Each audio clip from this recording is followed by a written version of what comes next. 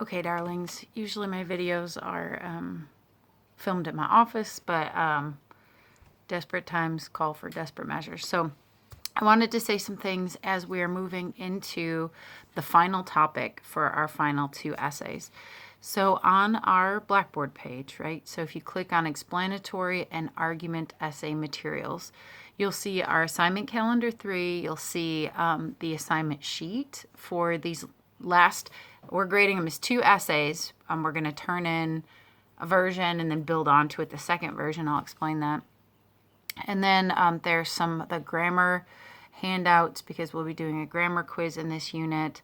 The synthesis activities, citation aid activities, all that kind of stuff is there.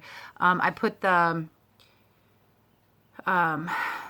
assignment sheets like in red so that you can see those are particular importance. So the assignment calendar 3 is still set up as if we are coming back to class, which hopefully we will in a couple weeks.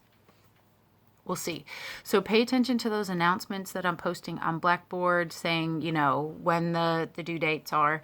Under submit assignments, I've opened up some links where we'll turn in homework assignments and things like that.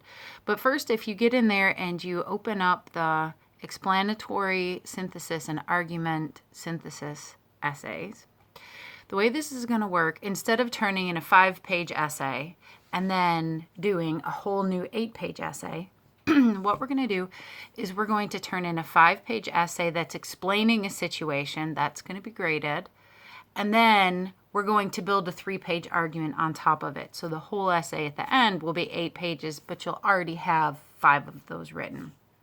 So like we had discussed in class, this is going to be on the issues of the First Amendment. So on the assignment sheet, I've got the actual First Amendment there. Congress shall make no law respecting an establishment of religion or prohibiting the free exercise thereof, or abridging the freedom of speech or of the press, or the right of the people peaceably to assemble and to petition the government for redress of grievances. So we're talking about the First Amendment of our Constitution, not the second, so we're not talking about guns. So our first challenge is figuring out which aspect of the First Amendment is interesting to you. So is it the freedom of speech? Is it the freedom of religion? Is it the freedom to assemble and get together and protest?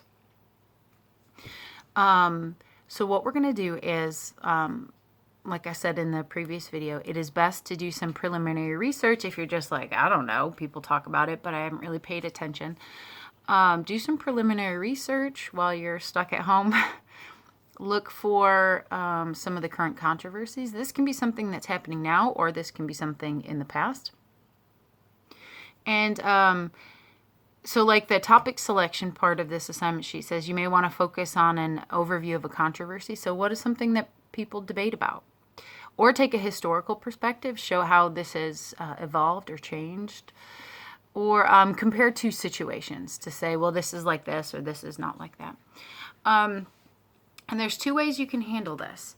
So you may want to, for the explanatory version, the first 5 pages, you're just going to be explaining the situation. So if you want to take up the gay wedding cake case. So this baker didn't want to bake a cake for a same-sex marriage. And this ended up, you'd think it would be going under like the freedom of religion clause, that he didn't want to bake this cake because gay marriage violates his religion. But if I'm not mistaken, they ended up successfully winning that case under freedom of speech. So he was saying that a cake is a work of art, and you can't make me say something with my art that I don't believe or want to say, and it's my freedom of speech. You can't make me say these things. So anyway, if you wanted to take something like that, but maybe you don't yet know what you want to argue about it, you can explain the situation in these 5 pages. Something about freedom of religion or freedom of speech. Or if we look at the Dakota Access Pipeline, when people on the reservation were protesting building this, right? And they peaceably assembled on their own land, and then the U.S. government came in with tanks and hoses and squirted these people down with water in, sub-freezing temperatures. And so maybe you don't know what you want to argue about this situation, or you heard about, these debates of freedom of religion in school.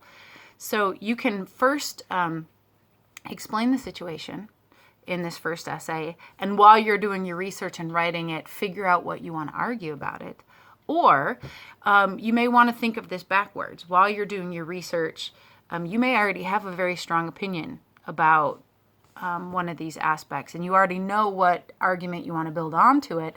Then you can kind of think backwards and say, okay, if this is the argument I'm going to want to make eventually, what do my readers need to know in this first 5 pages? Because think about effective argument. Quite often we have to explain quite a bit to teach people about the situation before we can even start to make an argument. So this is going to be in 2 parts, like I said, and we're going to grade the first half. And then we're going to build the argument onto it. So 5 pages for the explanatory, that first section. And then if you look at the assignment calendar, that will be due the week of April 7th. So if we're back in school, it'll be due that Tuesday. If we're still in an online format, it'll probably be due that Friday. I'll post those any due date changes to Blackboard. So that 5 pages is due in a couple weeks. So you have a lot of work you need to do. And then the argument version that we build onto it will be due the last week of classes. So like April 30th or whatever. So take a look at that assignment sheet. On the one side of the assignment sheet is all about the explanatory version, and then on the back it talks about building that argument onto it, and that'll be 8 pages. And this is a researched argument. So for the first time that we turn it in the explanatory, you need to have 4 to 6 credible sources. And then when we build our argument onto it, we're going to have 8 to 10. So make sure to take a look at that. There's a lot of controversies that talk about freedom of religion, freedom of the press, freedom to assemble, freedom to petition the government, all those things.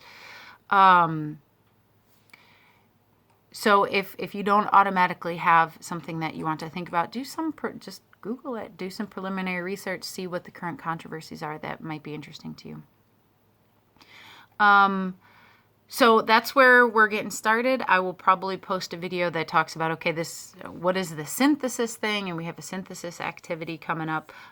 So you'll see all that soon. But I just wanted to make sure you guys took a look at that and got thinking about what topics you want to potentially write about in this. So have a good day.